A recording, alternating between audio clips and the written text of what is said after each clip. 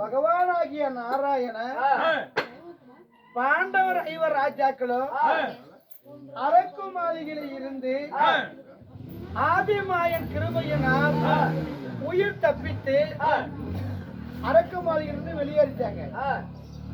வெளியேறி 300 மங்கலம் தேடி வந்து கொண்டிருக்கும் போது பார்த்தார் பகவானாகிய நாராயணன் பாஞ்சாலிக்கு வில் ஜெய வரை ஏற்படுத்தியாச்சு.